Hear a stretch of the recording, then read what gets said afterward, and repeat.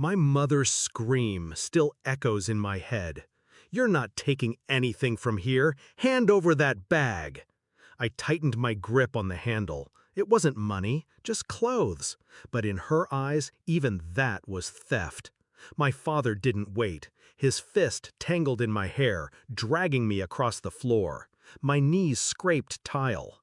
My sister watched from the staircase, her lips curled in triumph. They shoved me out the door like I was nothing, a child exiled from the empire I'd been born into. But before I left, I turned back. "You'll regret this," I told them, and I meant every word. It wasn't always this way.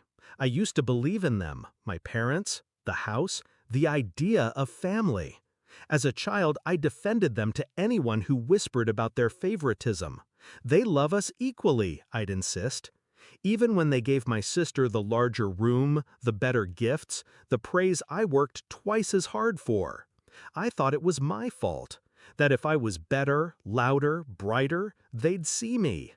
But love, I learned, wasn't blind. It was selective, and I was never their choice. The will was supposed to be my turning point. 10 million left by my grandfather. Finally, recognition that I wasn't invisible. But when the lawyer read the papers, my parents didn't flinch. They signed over my inheritance to my sister without hesitation, calling it what's best for the family. And then they told me to leave, as if blood didn't bind me, as if I hadn't spent years bending myself into shapes they still refused to love. That day, as I packed my bag, I realized the truth. I wasn't family. I was fuel. Something to burn for their golden child. Pain is sharp, but clarity is sharper. I didn't cry when they pushed me out. I didn't beg for scraps. I promised myself one thing. If they saw me as an outsider, then I would play that role to perfection. I studied, I worked, I built connections they didn't know I had.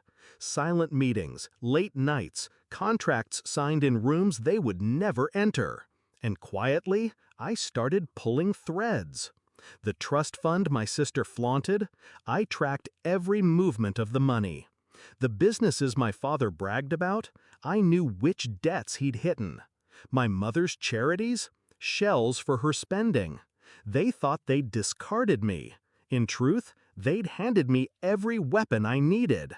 The first cut was financial.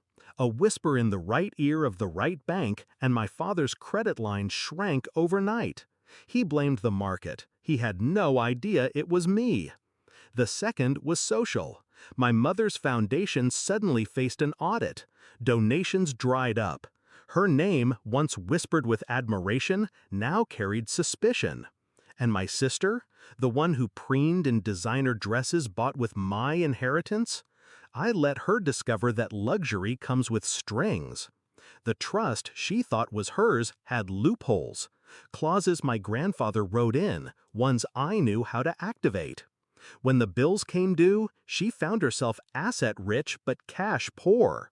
Her friends scattered. Her fiancé backed out. Piece by piece, I dismantled the throne they built her on. The confrontation came not in anger, but in silence. Another family dinner. Their table, their house. They invited me back, perhaps thinking I'd forgotten, perhaps thinking they could still control me.